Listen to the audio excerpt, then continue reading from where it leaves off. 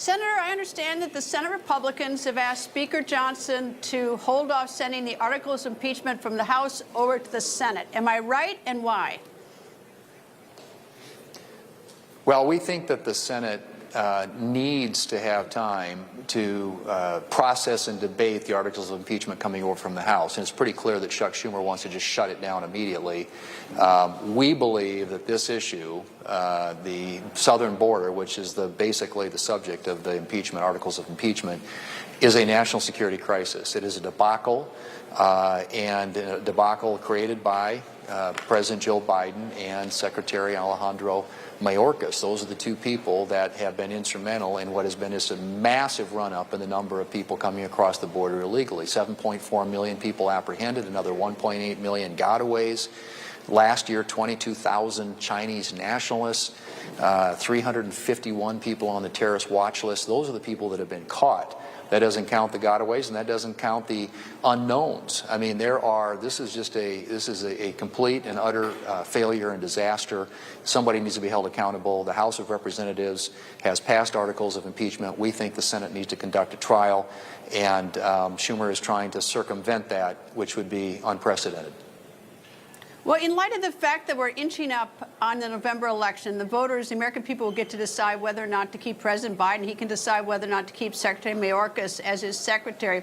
Is it too late? I mean, you're not likely going to convict him in the Senate and boot him. So what is the purpose doing it now in April? Well, one, I think that obviously the issue is the fundamental issue for most people as they think about the election in November. And 62% of Americans, it has been shown in polls, actually support the impeachment of Mayorkas. And so when the House acts on this, and they went through the process that you would, and then they submit it and send it over to the Senate. We think the Senate ought to examine the evidence, ought to consider the merits of the arguments made by the House, and actually come to a conclusion up or down on whether or not to convict him.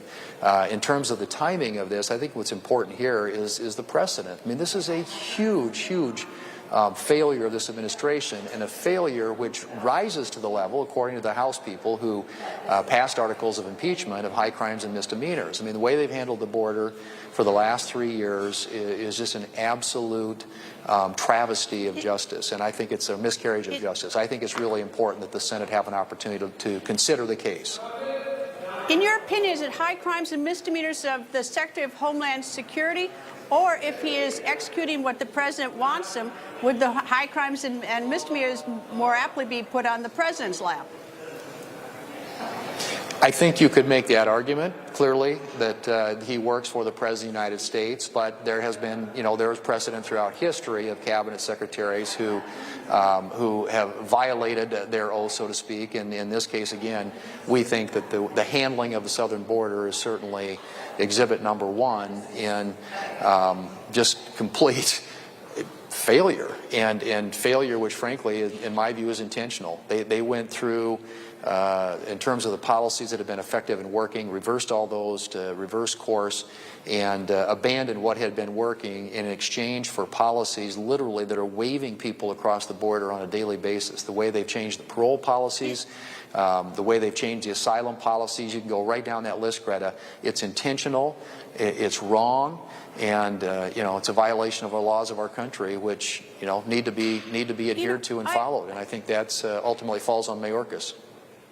What I find so baffling about him is I look at the tapes, and I've been down to the border, and I look at all the people crossing, and then you listen to him, and it's almost as though he's looking at something different than I am.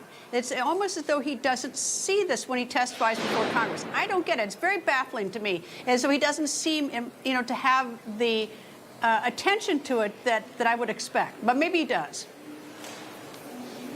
Well, I think they're just flat out misrepresenting it. I don't know how you can come in front of a congressional committee and say the border's secure. I don't know how you say that with a straight face. I mean, we're talking about just in the last 3 years, 9 million people, 7.4 million who've been apprehended, another 1.8 million gotaways, and who knows how many people that just literally were unknown coming across the border.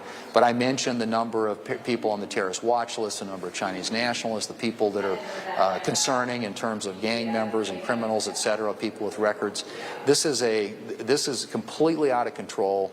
It was totally avoidable, and in my view, it's intentional. So when he comes up and misleads members of Congress about the border being secure, that is a basic, flat, issue of honesty and integrity when it comes to carrying out the duties of your office. And I think that's why, the articles of impeachment as passed by the House of Representatives need to be considered by the Senate on the merits, on the evidence, and then a conclusion drawn up or down on whether or not he ought to be convicted and, in other words, expelled from the office. Senator, thank you very much for joining me, sir. We'll be watching next week to see what happens.